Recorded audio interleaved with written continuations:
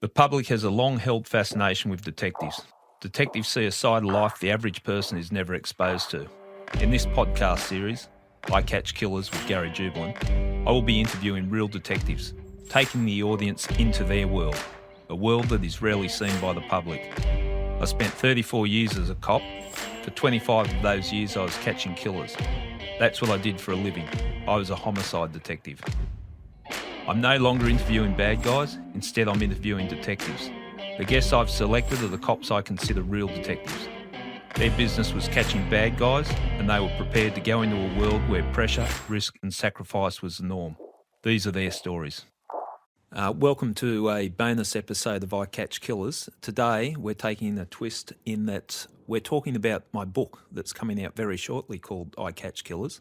And I've got Claire Harvey, the very experienced journalist, sitting opposite me, and she's going to turn the tables on me and interview me about the book and other things related to my career. So welcome, Claire. Thanks for having me. I loved the book. I absolutely loved it. I ripped through it in a couple of days, and I can highly recommend it. But it's a very emotional read. I wasn't quite sure what to expect, but there's a lot of emotion, and there's a lot of great crime stories, and a lot of family stuff. Did you start out intending it to be a full picture of your life, or did you think it would be more just about your career? Look, when starting to do a book, I never thought it would be something I'd do, write my memoirs. But what's happened to me in the past 12 months or 18 months, I thought I needed to tell my story. And I became very aware that I couldn't do it superficially. Like if you're going to tell a story, you need to tell it warts and all, so to speak. And so I was encouraged by, I wrote the book with Dan Box, and he always checked me on it that we don't want the fluffy story, we want your journey. So yeah, it's confronting, but it's what I wanted the book to be is a representation, or so people, not a representation, perhaps so people could understand who I am and what I'm about. And you can't really do that without delving into the emotional stuff, relationships, your childhood, that type of thing. So. Yeah, there's some pictures, there's some images that I suppose you might have preferred to leave out, breakup of relationships and ending of marriages and children being unhappy with you at various times. It's pretty raw. It is raw, and it was confronting because you really are digging up the past that you could gloss over, but when you're putting it in a book, and it's got to be truthful, your account, that you can't bypass things. So it brings up some emotions and all that, but in the end, it's and the book is about not just my career, but who I've become because of my career, but because of also my upbringing. But I'm glad you said you liked it, because there hasn't been many people that have read the book yet, and I'm a bit nervous. My family haven't read the book yet, and close friends. So I'm a bit nervous about the whole thing, actually. Yeah, well, I think the women in your life come out of it very well. I think it's a lovely portrait of relationships and love. Even the ones that didn't end happily. I think that, you've been very generous, I think. And I'm glad you say that, because it was important that in telling the book, and certainly the genesis for why I wrote the book, because of what happened to me, the police. I did not want the book to be just my way of, this is my version of events, and everyone else can, take it or leave it. I needed to tell the truth, and relationships and the complexity of the relationships, I hope that bore out, because I've no regrets from the relationships I've been in, and it's just a way life turns out sometimes. One of the biggest characters in the book is your father, who's no longer with us. Yeah. And it's pretty confronting. The early scenes that you describe of your childhood with your dad are tough to read. There's a scene I can think of in particular where you play wrestling with your dad, but it's actually a bit more than just play. He's got your arms pinned behind your back, and you're 5 years old, and he's trying to get you to submit to admit that it's hurting you, and you're absolutely determined not to admit any pain. That's not that far away from abuse, is it, or domestic violence? Yeah, you could say that. But look, I look back at it that my father, he lost his mother when he was very young. He lost his mother when he was eight years old, and I was his first son. And I like to think it's about him teaching me preparing me for the world. And I think that's what parenthood is about, preparing your children to survive in the world. He saw the need to make me tough, and I didn't see it at the time. It didn't seem too good at the time, but he's given me resilience, and I think that characteristics carried through my life, that you don't give up, and I'm thankful that he raised me in the way that he did. Certainly at times when you're a kid and you're in trouble, you wish you would wish otherwise, but without that discipline, I think there's a very real chance I could have gone off the rails and probably not turned out the way I have. Were you scared of him? Oh, yes, yeah, most definitely. But it's a relationship. It's a complex relationship, father-son relationship. And when I say scared of him, I loved him. I knew he loved me. But I also knew that if I was in trouble, I was in a lot of trouble. So I took a lot of what he taught me and tried to put that into my children, but just doing it in a refined manner. Yeah. So you say at one point in the book that you felt when you had your own first son, Jake, that you had an obligation to make him tough. Yep. But that you were also determined to tell him that you loved him, which is something your dad hadn't done as much with you. How do you feel you went with that? Did Jake turn out tough? Yeah, he's tough. He's also got empathy, which I think is a strong characteristic, personality. I kept him tough because I think you have got to be tough in this world. There's going to be knocks. We're all going to get bruises and cuts, and I don't think you're doing your job as a parent if you create an environment where the kids think everything's just going to be perfect for them their whole life. So I'm happy with the way Jake and Gemma, both my children, have turned out, and you don't really know if you're doing it right, do you, when you're raising kids? It was just a theory. I didn't know, but the values that I instilled in them at a very young age, I think, have played out into adulthood. So I'm very proud of them.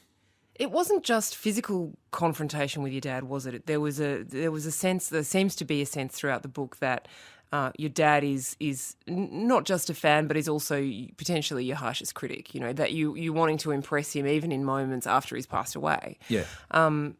Do you feel as though you got there in the end? That he did feel as though you were, you were tough, you were a good person, you had done well? Yeah, look, he is certainly. I know he loved me and respected me by the way I turned out. He wouldn't show that, which is from a bloke's point of view, and I say the man's point of view.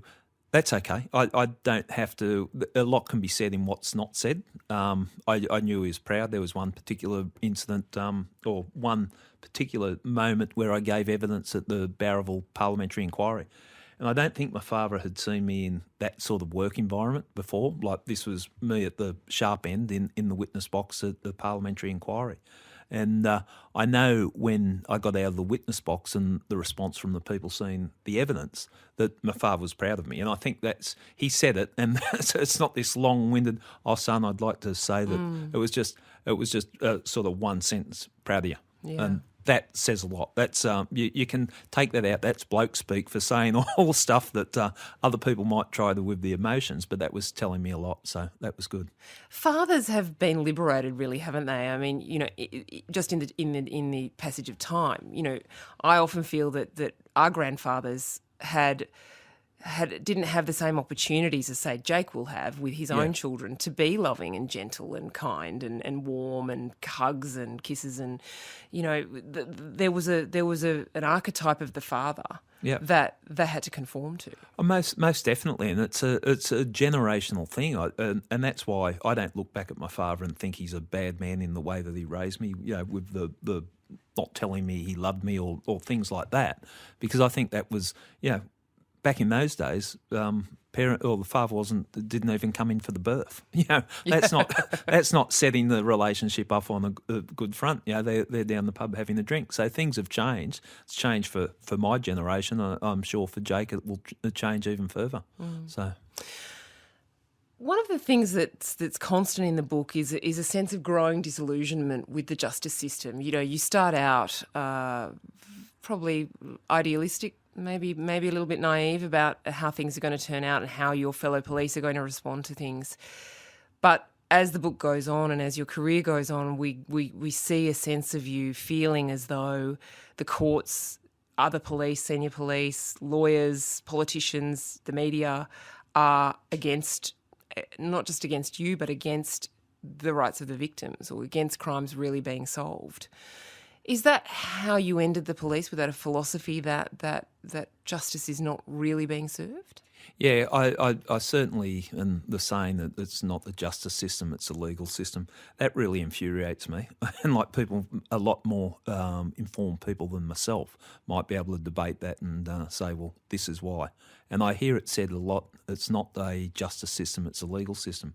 What have we got a legal system for if it's not for justice? And that's my frustration. Now, I'd probably dumb it down into an area that I understand, but yeah, I get frustrated. Like there's a lot of people that aren't heard. I think I didn't start off that way. I had no idea. I didn't have strong views one way or the other.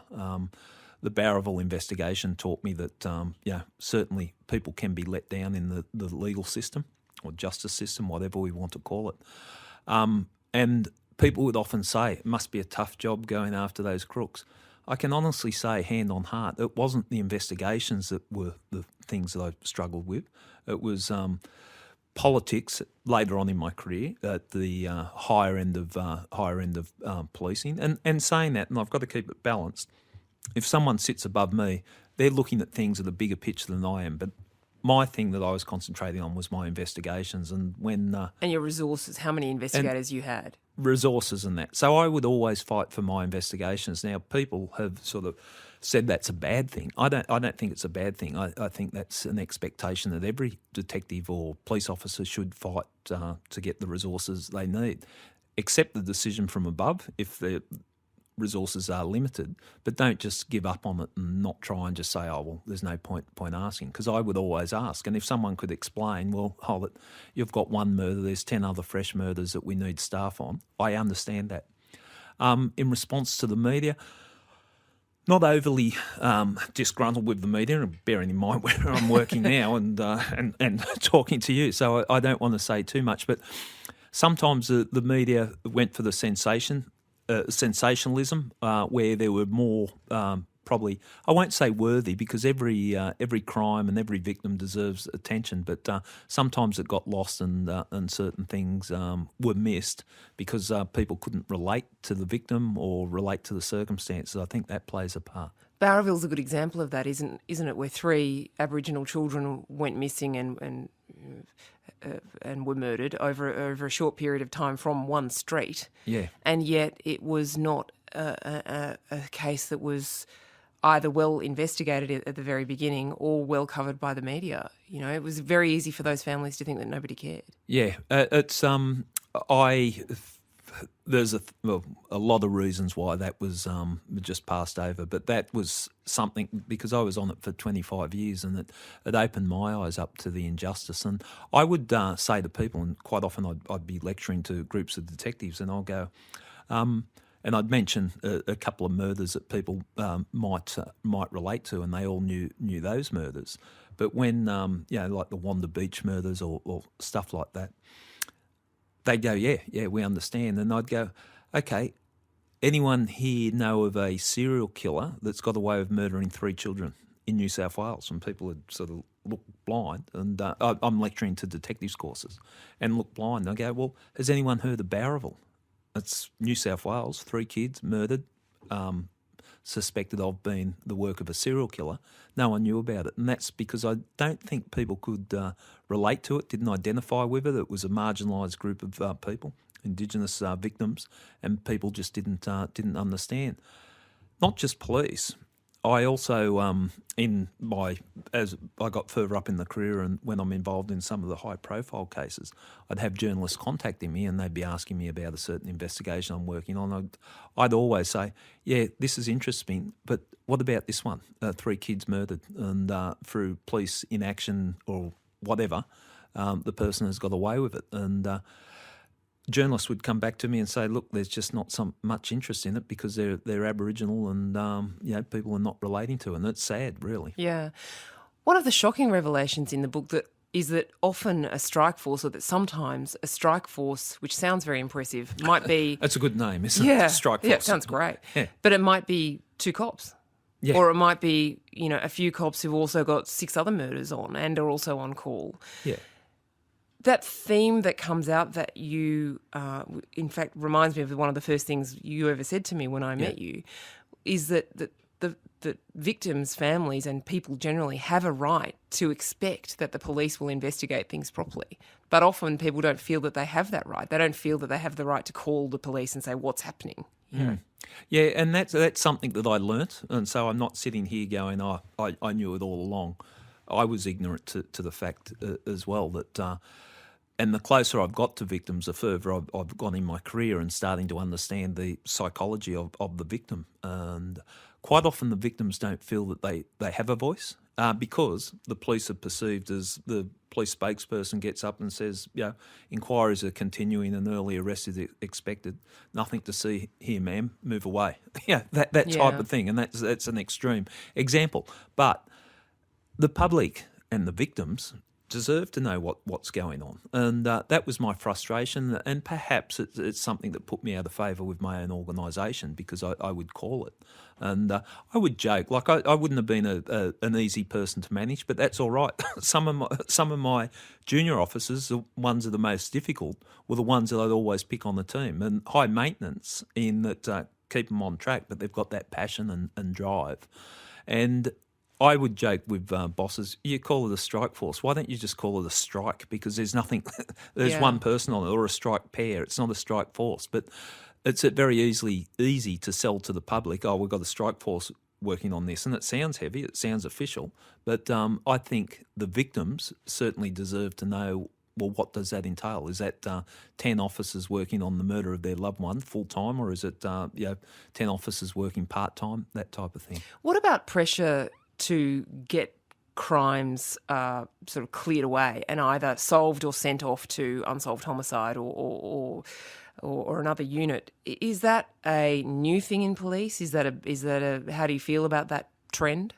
Look, it's had a lot of different lives, the unsolved homicide, and I know when they first brought in the unsolved homicide squad, I was working in homicide, and there was thought of a way to treat this investigation, and they set up a triage system, and this is over. There's been 3 sort of evolutions of the way the unsolved in the time I was at homicide. I understand the logic behind it, like you need some statistical basis on how you're going to approach it. The review of the investigations, to my way of thinking, seem logical in that, is there a worthwhile line of inquiry? Is the suspect alive or dead? That type of thing that you look at. Are the witnesses still alive when you're looking at old investigations? But what I think is missed in the organisation, this is not being critical, it's my observation, is that when you're talking about murder, that doesn't go away. People never get over it. So 40 years down the track, if their loved one or the person responsible for murdering their loved one hasn't been brought to justice, those families are living it like it occurred yesterday. And I think that's where the systems fail the victims to a degree.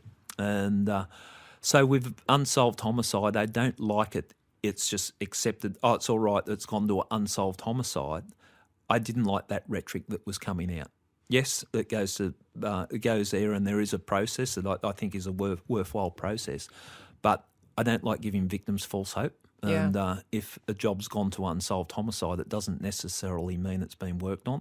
But the perception from the public is that it's all right because you've got these experts at unsolved homicide looking at the investigation. So it's a difficult one. There's a balancing act, and I know, because it is so contentious, the bosses struggle with it, the senior police struggle with on how to deal with it. I'd like to think they are dealing with it appropriately. I don't like putting timeframes on how long investigations should be, otherwise I wouldn't have solved many, because a lot of my investigations have taken a very long time. But that's what's needed, and you can't say after 6 months this investigation should go to unsolved homicide, because each investigation has a different dynamic. You've been described in more than one place as a dog with a bone. You don't let things go. And do you feel as though, and Barraville's an example of that, the William Tyrrell matter's an example of that, and there are many others, some of which you got a result and others that are still unsolved. Was that tendency a hindrance to your advancement in the police? Did it contribute to the ultimate end of your career? I think it did to a degree. There was a perception that I was passionate, and it was acknowledged I was passionate. A dog with a bone. I think my barrister even described me that way at my own trial, which I'm not sure whether is a compliment or good, but she saw fit to extract from a witness I'm like a dog with a bone. So in homicide investigation, I think that's a good trait because you can't give up on the investigation. Homicide is distinct from other investigations. The one thing that defines it or separates it from other investigations is with a homicide investigation, it's going to be scrutinised one way or the other. It's either goes to the criminal court because we've charged someone, or it goes to the coroner to assess. That makes it different from other types of investigations. I could work on a drug investigation, and if the leads run out, I could just stop and then work on another investigation that'd never be reviewed or assessed.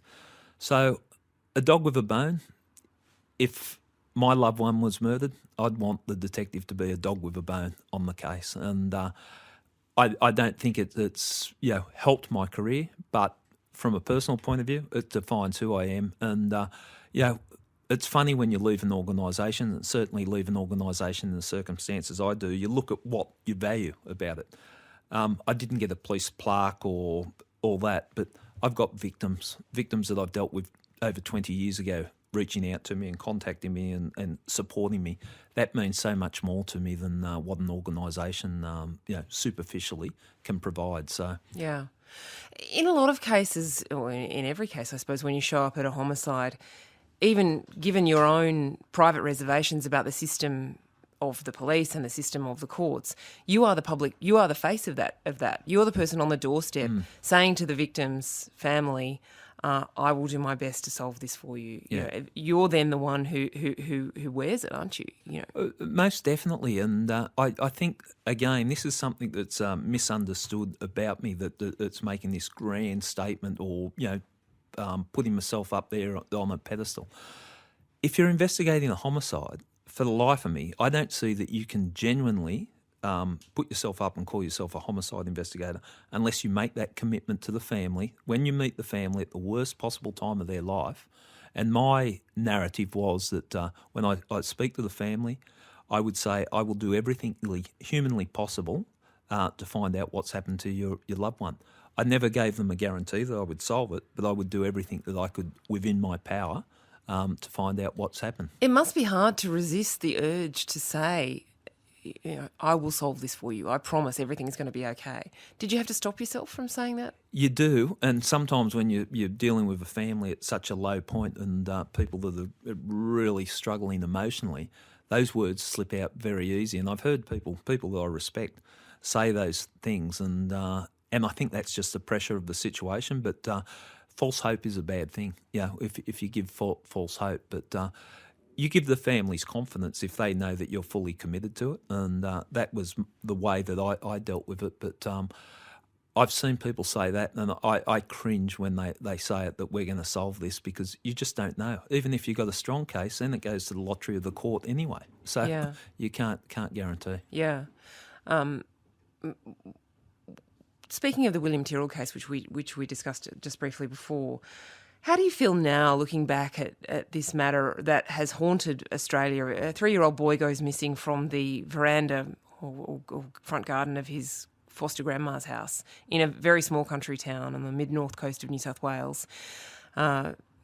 He would be 9 now, William Tyrrell. He would have just celebrated his 9th birthday, and we still don't know what happened. How do you feel about the case and your part in trying to solve it?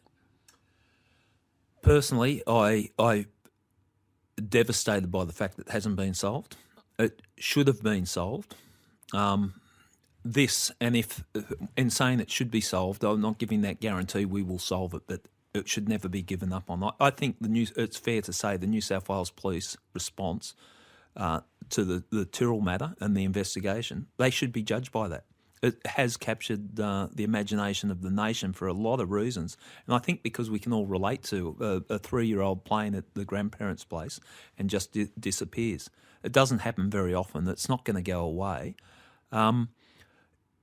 every possible thing that can be done should be done to solve that crime. We've got to give the public confidence that these type of things shouldn't happen. On a personal level, I ran the investigation for 4 years, and I break it down. I took it over after 5 months. I don't have any responsibilities for what happened in the first 5 months. I ran it for 4 years, and I certainly don't have any responsibility for what's happened after. What I can say is I am more than comfortable to justify my actions in what I did running that investigation. Now, I don't say that lightly, and I'm sure there's speculation, and that's part of the frustration of what's happened because I was taken off in such dramatic circumstances. But I invite anyone to scrutinise the way that investigation was run. The families deserve better, and I'm talking the foster family and the biological family, deserve better than this internal squabbles that are going on with the police over this matter. There was so many resources put to the investigation into me. I would have loved to have seen those resources put into the investigation into William Tyrrell.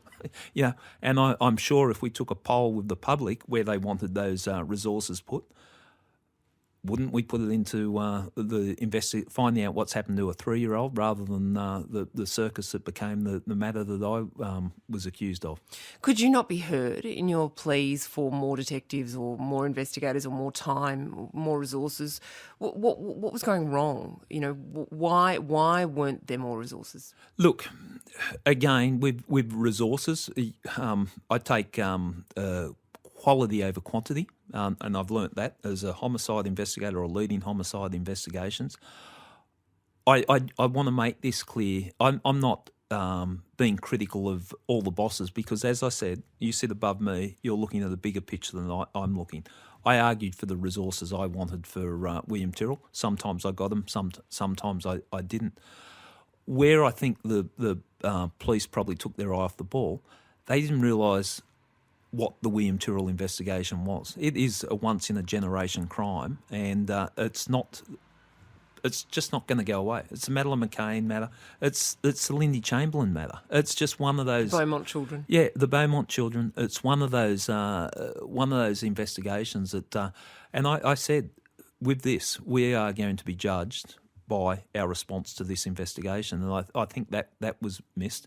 It could be argued just because something's got a high profile, is that more worthy of resources than other ones? I do get that debate or that conversation. But when you've got a 3-year-old child that's disappeared, and the other thing about William's situation, having led it for 4 years, I can't say definitively that William's dead.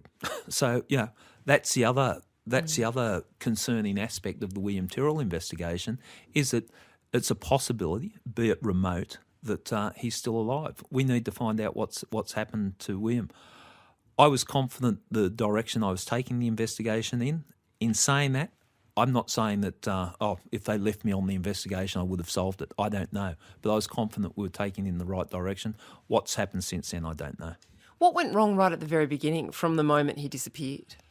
Again, because I've come in to do a number of re-investigations and worked in the unsolved homicide, that I don't want to be overly critical of the police, of the initial response, in that the first priority was to find William, and that's understandable. It was a missing child. A missing child. So the priority should have been searching in the bush and not about gathering evidence, about finding the child.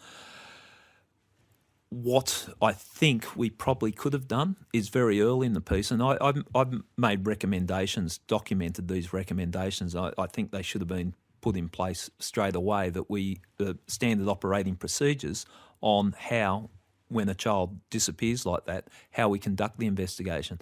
From my experience, and that's what I'm talking from my experience, there should be a line of inquiry, little boy lost, searching for the child. The other thing that should, after a matter of hours, not days, not weeks, but a matter of hours, kick in as an investigation and so this is a crime scene. Now we know that whether he's found or not, we have to explore the possibility that he's actually dead. Yeah, or he's been abducted. And treat, instead of me speaking to Claire Harvey saying, "Hey, have you seen this little boy?" I say, "Claire, what were you doing at such and such a time?" Looking at it from an investigator's, from a detective's viewpoint, rather than the search coordinator. I think we could have made changes there. benefit of hindsight too always factors in, and that's why I choose my words carefully if it's perceived as criticism of the police. It's very easy to sit here in hindsight and say, I would have done this, I would have done that. 99.9% of the cases, they would have found William conducting by the police response. It's just the 0.01% where we haven't recovered William, and it could be improved. I'd like to go back to ground zero the moment William disappeared and lock the whole place down. Yeah, so what would you do? What in that perfect environment where every child's disappearance is treated as potentially a murder or an abduction? You block off the street, and then what? Well, then you get people's details. You find out who was in the scene, who was in the location at the time, and you investigate it. You're not looking for William. You're finding out what everyone was doing who was in that vicinity, and find out everyone who was in that vicinity. Whether that would have solved it, again, I don't know, but it would have given a good basis to build the investigation from there. And in saying that, I'd say if we brought in those standard operating procedures, invariably it would be a waste of time because the child would be found. But if we're talking about calling out 3 or 4 detectives to start an investigation 3 hours after a child disappears, I don't think that's a waste of resources. I just think that's smart policing. You're very frank in the book about your reservations about the strategy to target one of the locals in Kendall, a washing machine repairman who had visited the property previously. You fought very hard for the police not to do a sort of all guns blazing search of his property, draining his septic tank, which was the plan under the previous investigator before you took over the case. It went ahead anyway. Yes. What was the impact of that? What's been the legacy of that? Look, again, it's me saying this is how I would do it. I respect the other the investigation, the people on the investigation before I took it over. They had a way in mind they wanted to approach the investigation. I thought it would have been beneficial to approach it another way, and that's a way that I've learnt in all the years I've been working in homicide. So creep up quietly rather than go through the door with a battering ram, in other words. Well, to me, there was no safety net. You go and once you start doing a search warrant on a person's place, and I'm talking in a general sense here, but where it gets to the point where you're draining septic tanks looking for the remains of a 3-year-old child, well, the flag's put up. You suspect this person. There could be more subtle ways. And the William Tyrrell investigation, the psychology of it, I found interesting in that we didn't have hard and fast evidence that you do get at most crime scenes. We didn't have a crime scene, or it wasn't treated as a crime scene as such, which is a mistake because the child disappeared. It should have been seen as a crime scene. But again, that's because the priorities was finding the little child rather than setting up a crime scene.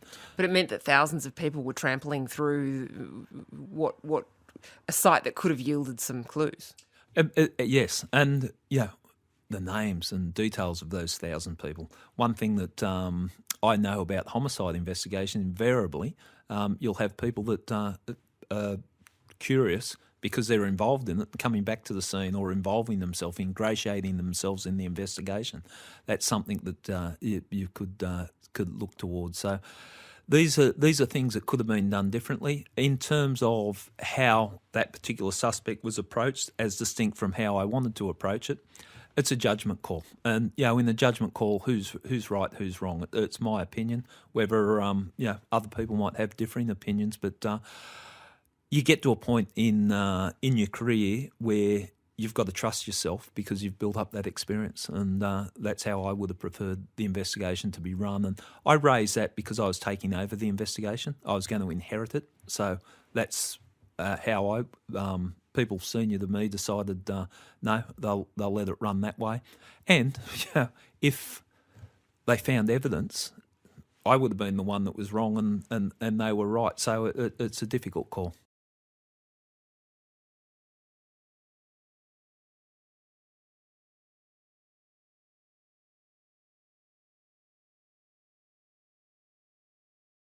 You've had a career that's about a lot more than just William Tyrrell, although you are now known as Tyrrell Cop. I think that helps in a headline. It fits better than some other things might do, so we're probably partly responsible for that. But one of the great things that I enjoyed reading in the book was your fascination with and your apprenticeship in, and then your mastery of the interview room. Yeah. You know, you've described that as your happy place, I think. Yes, yeah. Tell me about that interaction between a cop and a person of interest. When you walk into that room, what does it feel like? Look, it's a place, and I'm not saying that lightly, my happy place. That should be an environment where I'm more comfortable than the crook. And I say this when I lecture to detectives on homicide or investigation, which I did for years, that you should own the room, in that when you're in an interview room, you've been in that interview room more than the crook's been in there. And I don't care how bad the crook is. If you're a working detective, you've been in more interview rooms than the crook. So you can create the atmosphere. You can create the vibe of the room, if you want to say. And people might go, well, vibe of the room. And I can imagine that, a barrister, grilling me. What do you mean creating a vibe in the room? But from a detective's point of view, what I've learnt is that people that have committed crimes generally, and this might sound strange, but generally want to unburden themselves with what they've done. Because I know, and I look back and I think in reading the book you'll get a sense of where I've come from, but I think, how would I react in this situation? Because I put myself in the minds of the crook. So if a detective comes in and is clearly professional at their job, has got, obviously knows the brief, I wouldn't like to be sitting there as a crook if I've done it and go, if I hadn't done it, I might be grateful that the detective has got all the information. But that would, and I'm choosing my words here because in an interview room there's no threat, promise or inducement, okay? But if a threat is that the detective's professional, well, you can't, that doesn't carry as a threat. So if you're intimidated by the fact that, this detective knows everything about me, knows all the details of the cases, and looks like he's organised, he or she, I should say, and looks like they're comfortable, I wouldn't like to be the crook sitting at the other end of the desk answering the questions. And sometimes it's about not overreacting even to horrific details or something, or when the crim is getting a kick out of telling you the disgusting details of what's happened. Yeah. That's tough, isn't it? It is tough, but there's one particular one in the book when we talk about the murder of a man and the abduction and rape of a child. And that crook, he's as evil as evil. He's as bad as anyone I've sat in the interview room. But when he was telling me the horrendous, as it's covered in the book, the horrendous details of the crime he committed, I could see that he was trying to bait me. I could see that he was trying to show me, look how bad I am, look how evil I am. And I just gave him a straight face so he's telling me things and I could see him looking at me to see if he shocked me. I just go, all right, okay, and just very matter of fact. And to the point where, there was a suggestion that he's been bashed by police or police wanted to bash him and all that. I think he would have enjoyed that if that had occurred. And so the way that I got back at him, and trust me, I wanted to get back at him, but he wasn't going to show that he affected me in any way, was just how I treated him after the interview room. Because if you sit in a room with someone for 4 or 5 hours, you're going to build a rapport. Whether they're Mr. Evil or whatever, you get a connection there.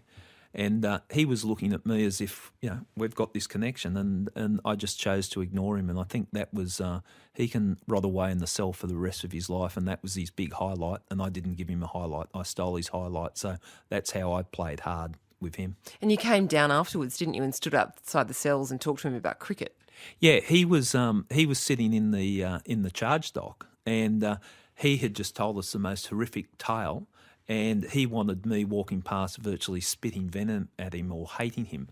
And so I just started a conversation with someone beside me about the cricket game to show this creep that what he just told me, the big moment in his life, that he'll be rotting in the cells for the rest of his life, had no effect on me whatsoever, and I was more interested in what the cricket score was. Obviously, I couldn't care less about the cricket score, but I thought that was a way of getting at him, and I could just see it sort of rattle him. He thought, why isn't he angry at me? Why isn't he saying you're a dog, you're this, you're that? And he got no reaction out of me, and I think that was my little punishment to him. Is that also a protective mechanism for you? Good question. I'm just trying to think whether that's my way of dealing with it. I think as a homicide detective, you can't let the emotions get to you in that environment. There might be your quiet times when you go home and you just sort of think or dwell on what you've seen. And sometimes I'd get home and I just had this oppressive feeling of overwhelmed darkness. And I think it's where you lose faith in human nature. But your job as a homicide detective is, and I'd like to think I'm a hard-ass homicide detective, and nothing you can say or do is going to shock me. And so bring it on. And I think that's the way I can serve the public, the way that I can serve the victims, by adopting that role. Now, if that role, that might not, it's funny, it's almost like that's who you want to be, and in reading the book, and you almost evolve into the person. Fake it till you make it. Yeah. You actually become that person. But that's the person I became, not towards the end of my career, but sort of the last decade of my career. I don't care what you've done or who you are. I'm a homicide detective. Say whatever you want. You're not going to shock me. You're not going to surprise me, and I'm going to do my job. You've got a lot of empathy for a lot of crims, though, haven't you? Yeah. I mean, we read in the early part of the book about a boyhood friend who ended up in juvenile detention. Your paths diverged, and you know that could have been you. Well, there's definitely those sliding door moments, and getting back to my father, like. I'm thankful that he was as strict as he was with me, that if I'd break the rules, but when I did, I got punished. And I'm glad he punished me because it kept me on the straight and narrow. But, that was a childhood friend, and who, last time I saw him, we were sitting on the cell floor together when he got arrested, and that was years down the track when we're adults. So you just happened to cross paths at a police station. You were a cop, but not working on his matter. He had been arrested for something. Yeah, and I hadn't heard from him for 10 years, and I get a call from my police station and said there's a person here that's very violent and assaulting police, and he's in the cells, and he's asking for you. Will you come in? And I came to work, and who it was, and it was a young fella called Anthony, where he was young when he was a mate, and he was an Aboriginal kid, adopted, and lived across the road from me, and my best mate. And then his journey went a different way, and we lost touch, and then he was sitting in the cells at the police station I worked, and so I got the station sergeant to open the cell door, and I went in there and sat in the cells with him, and it was like we were kids again. Yeah. And it was... I think I made reference in the book that what pleased me about that, as tragic as the circumstances were of the way our lives had diverged, is that clearly my relationship with him meant as much to him as it did to me. The fact that he was reaching out to me 10 years down the track. Do you think he hoped that you might be able to help him? Nah, I don't. It wasn't about, get me out of trouble, bro, I'm in the cells. It was more, I was surprised. He obviously knew. He'd kept tabs on what my career was, and the moment I saw him, he laughed, I laughed, and we just sat down on the floor of the cells and talked about old times. So it was nice, it was sweet, it was good seeing him. You're not a judgmental person, are you? You don't have a strong urge to condemn anyone's behaviour, really, apart from maybe the horrific pedophile you were talking about before. Yeah, and I don't know. The perception of me is that I'm black and white, and that hard line. He wouldn't that. Couldn't be further from the truth. And I very much like the yin-yang side of life, and through martial arts that's sort of been nourished and enhanced, but breaking it down to the basics, my mum was a very sweet person, Dad was a hard person, so I was fortunate to get both sides, and I think that developed my empathy for people, or non-judgmental. And I often get asked about Bowraville. what impact has that investigation had on me? And that's something that I've worked very hard on for 25 years with my partner Jason, work partner Jason, and Jerry and Bianca. And what the Aboriginal community taught me, they taught me so many things, and they thank me, and I'm just embarrassed when they thank me, because they've changed the direction of my life in justice and that. But they weren't judgmental. Like people stand and judge a community or whatever, and there might be someone that's a complete cluster, always, but they still love him. They still, he might be, that's what, he always does that. And it might be stupid things he does, but there was always a soft landing and the community would support that person. I looked at that and thought, that's pretty cool, a pretty cool way of going. And, Jesus, I can't afford to be judgmental, because people will judge me as they do. But it's I think it's a really, it makes life easier if you don't judge people, because everyone's just trying to make a life, and if they make a mistake, well, we all make mistakes. So. And it's not hard to see how some people's lives have tipped over that, or gone through that sliding door. On the path to jail or to crime. And to judge people, that wouldn't be me. I don't know whether that wouldn't be me. In certain circumstances, I could very well see myself sitting in a jail cell. It's but I chose this path. I was fortunate enough to be guided by people, good people, that steered me in the right path, and we can all head in different directions. Speaking of jail, one of our our running gags is that in my capacity as your boss at the Sunday Telegraph, I'd be quite happy for you to go to jail, because it would mean you could do a great podcast. Make a great story on podcast. Do they let you do podcasts in Long Bay? I'll have to find out. We have to smuggle it out. But you have said quite clearly that in the book that you would rather go to jail than to pay a $10,000 fine, which is what the court imposed for your conviction for breaching the Listening Devices Act, or Surveillance Devices Act. Do you really want to go to jail? I don't want to go to jail, but I stand by that comment. I'd rather go to jail than pay a fine. And what offends me about it, and I've maintained the reason that I recorded those conversations, to get a financial punishment for doing my job, because that's what I was doing. I was doing my job, and to get a financial punishment for that, if I'm that bad, send me to jail. And people go, "Are you mad?"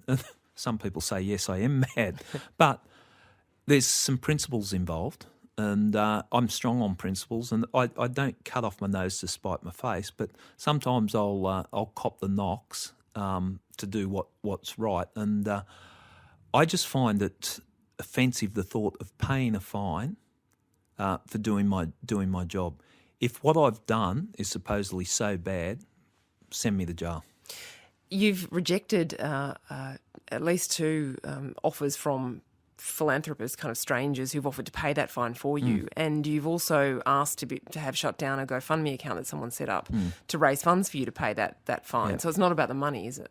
It's not about the money; it's about the principle. Though saying it's not about the money, I'm like everyone else, and I've lost my career, so money is still an issue. But it's a principle thing. And in regards to the offers of paying my fine and my legal fees and the GoFund pages, I think there was 4 at one stage. And look, I thank the people for setting those up, and I also thank the people that offered to pay my fines and legal fees. But I can't accept that, and that's no, not even a temptation to accept that. I'm not a charity, and I say that there's more worthy people than me, and I would be embarrassed to get financial support for this. I've got myself into this situation. I'm a big boy. I'll get myself out of it. I do appreciate the support from the public, but the page that had I think it was 17,000 signatures for dropping the charges. I don't know what to say to that. But that to me, what the police have taken away from me, in that not giving me a certificate of service, which is virtually an acknowledgement that you've worked in the police. They're not even prepared to give me that. But I've got a hell of a lot more than that with how I went out. And I was having a drink with a couple of friends, and they said to me, and it made me put things in perspective. They said, you were never destined to retire the way normal police retire, and this is more fitting, retiring the way that you've retired. You went out in a blaze of glory. That's true. Or infamy, or whatever. I don't know, blaze of glory. But I reflected on that, and it actually cheered me up. And it wasn't just the beers that we were drinking that cheered me up. I thought about it, and I was happy at the time. But I thought about it, and I thought, yeah, you're right. Like I've stood for something, and that's how I'd like to look at my career, that I stood for something. People mightn't agree with it. Maybe I wasn't right. I don't know, but at least I had an opinion, and